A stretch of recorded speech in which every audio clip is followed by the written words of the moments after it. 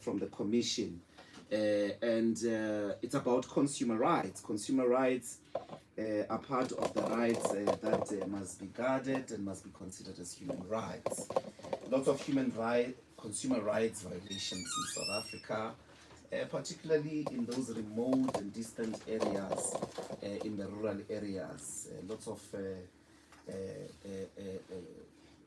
people that sell expired food. Some of these are big outlets, like Boxer, like Pick and Pay.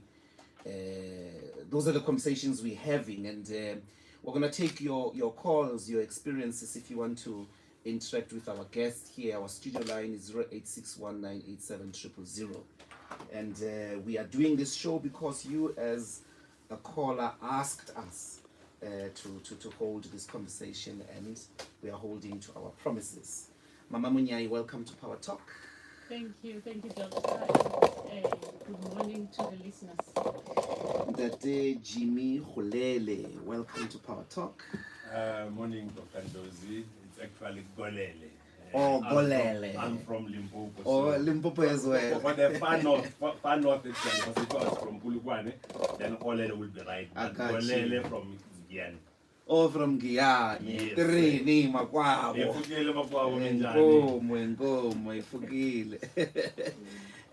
So we're gonna take your calls indeed. 0861987000. Our WhatsApp line, if you've got any questions regarding consumer rights. 0833037093. You can join the conversation with the hashtag Power Talk and follow the official Power X account, which is at PowerFM987. Mama Munyai, just take us through first what are consumer rights, and in South Africa in terms of the law, the basic understanding and what legislation it is based on.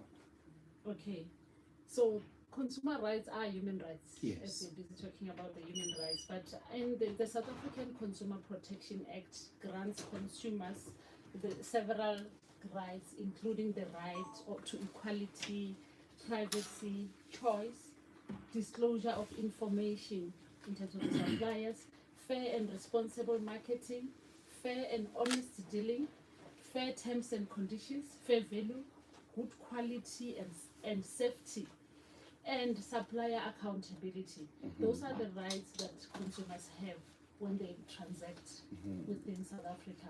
And I would just say limited to South Africa because of the Consumer Protection Act being applicable in South Africa.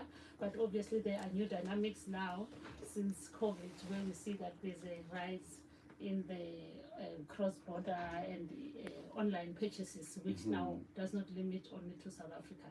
But Consumer Protection Act covers the consumer when they buy goods within South Africa. They are entitled to all those rights that I've spoken to. But in terms of goods that you get, obviously, when you buy any goods, there is a automatic warranty on any goods that you purchase within South Africa in terms of Section 55 of the Consumer Protection Act, that if anything goes wrong within the first 6 months, you are, as a consumer, entitled to a refund, a replacement, or a repair at the choice of the consumer. So we are seeing that most of the consumers still don't know of those rights. Suppliers equally so, because when those consumers that know demand those kind of entitlement or their right to redress if anything goes wrong, you find that they get a pushback because suppliers are not adhering to the Consumer Protection Act. So as the Consumer Goods and Services Ombudsman, we operate in terms of the industry code of conduct, which was promulgated in 2015. Although the office started operating in 2013, the Ombudsman office, for the first two years we operated as a voluntary Ombudsman scheme. But when the industry code was then promulgated in 2015, it became compulsory for all suppliers in South Africa who are in the goods and services industry to sign up and uphold the provisions of this code. So that makes it very compulsory. I know that a lot of suppliers or consumers are still facing challenges, like when you demand your redress, suppliers would say there's no refund. They'll put even in big letters, no refund, no that. It's not applicable because the law says you are entitled to a refund or replacement. So it's still a gap that we are busy closing in terms of signing up suppliers, educating them, because our role as the Ombudsman scheme is to ensure that there is a good conduct in the industry. We do that by educating consumers about their rights and responsibilities, but also guiding suppliers on how to apply the Consumer Protection Act. So those are the key things that we do. Just to explain, I mean, you focused a lot on goods, but also the question of a service. Just take us through the rights in relation to services, because I think if I'm, for instance, in a restaurant, there are certain rights that I have in relation to the service that I receive. But also in a shop, a lot of people, you would know, there seems to be this strange practice that is not there in the suburbs with regards to outlets like Pick n Pay, and you don't get searched at Pick n Pay in Senton or in Morningside, but in the townships there's like rigorous searching of people, and that's a service, that's a treatment the consumer sort of receives. But just explain these rights in relation to the various services. So the services are still showing up as the highest complaints regenerator after e-commerce, or complaints that emanate from e-commerce. There is services. So it means that there's still a gap in terms of services, in where suppliers don't know, as I've indicated, that suppliers they're still operating like in I don't know, 19 Bani, when they just did as they wanted. They are ignoring the laws of the country. So services it's a key thing that suppliers need to be educated about, but it also overlaps to how to apply the Consumer Protection Act, because if they know what the Consumer Protection Act says, that means they'll do better. They will not discriminate and treat another set of consumers differently from other sets of consumers, because the consumers have the rights to equality. They have to be treated the same, irrespective of their position in the country or in the education space. So everyone is a consumer, whether you're educated or not. You need to be treated the same. So that is a gap. But also it includes services like your renovations, for instance. Those falls under services, where if somebody does renovations in your house, they must be able to give you redress if things stop working within a reasonable amount of time. The consumer must be able to come back. If they install, for instance, your solar services or whatever service that I spoke about, maybe the catering, think about any service that would require, which is not necessarily goods that are tangible. They are also covered under the Consumer Protection Act. So what does your office then do? What is its mandate? Our mandate is to, the two things that I spoke about, educating consumers about their rights, also guiding suppliers on how to apply the Consumer Protection Act. But when things go wrong, then we are there to apply a service of alternative dispute resolution. So when there are complaints where a consumer does not get what they are entitled to, then they can escalate to us. We mediate complaints between consumer and supplier. So our services are free to consumers. Consumer can, whether the supplier is signed up or not, they can complain against any supplier, and we will be able to deal with that complaint. And the services, as I say, for suppliers, there is a fee that they need to pay, obviously, because it is an industry Ombudsman scheme, which is funded by industry itself. So those are the type of complaints that we deal with. We mediate amicably for an amicable solution. We negotiate, not necessarily facing look or emphasizing the law. We are guided by the Consumer Protection Act, but there is fairness that we bring into the conversation. Only when remediation doesn't work, then we escalate to the regulator, who's the National Consumer Commission. Got you. If you've just joined us, this is Power Talk with me, Mbuyiseni Ndlozi. We are talking about consumer rights as human rights, the right to equality in the consumer market. That means nobody must treat you, discriminate against you because of your race, of your gender, or socio-economic status. The right to privacy, the right to choose agreements they enter into and continue with, rise to the disclosure of information. Suppliers must speak honestly and truthfully about their goods and their services. Rights to fair and responsible marketing. Yeah, people must say proper things, you know, when they market. Fair and honest dealing, just and responsible terms of conditions. It's a lot of these rights. Rights to redress, rights to return defective goods.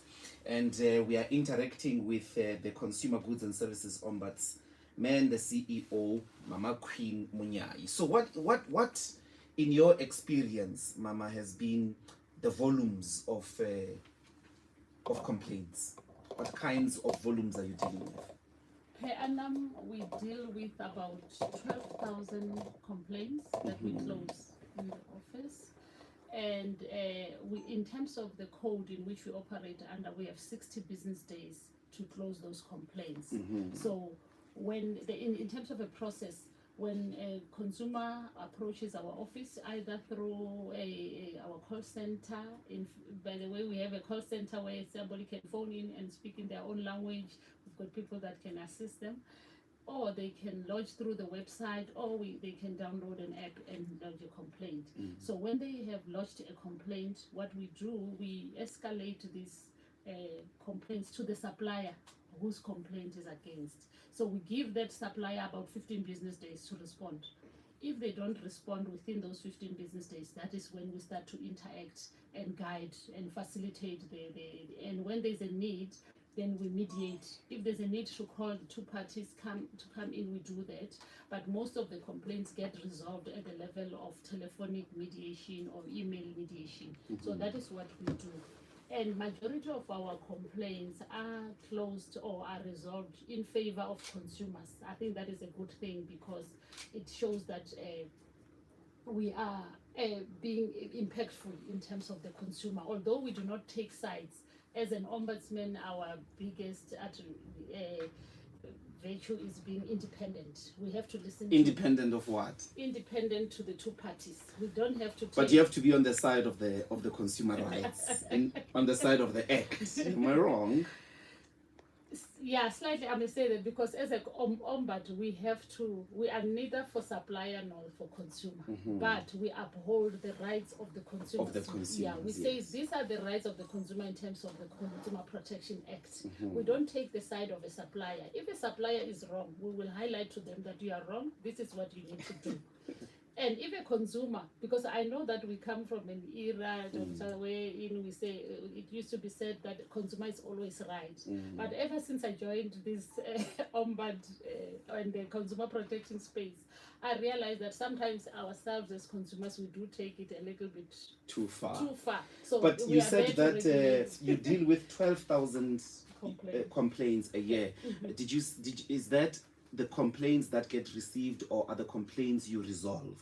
These are the complaints that we resolve. But in general, what are the volumes of complaints?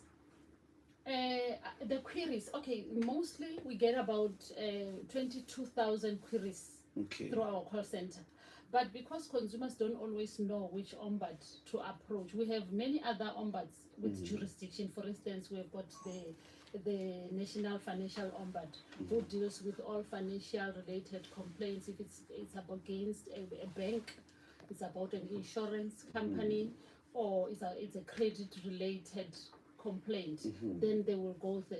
So when they come to us, we then redirect them or escalate them to the relevant body depending on the type of complaint. So those are the queries that come. But your office, what capacity do you have, like in terms of personnel as well as actual presence in across the country?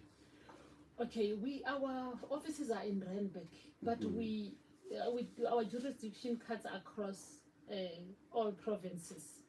Anybody can complain from any province, and we are able to deal with that complaint.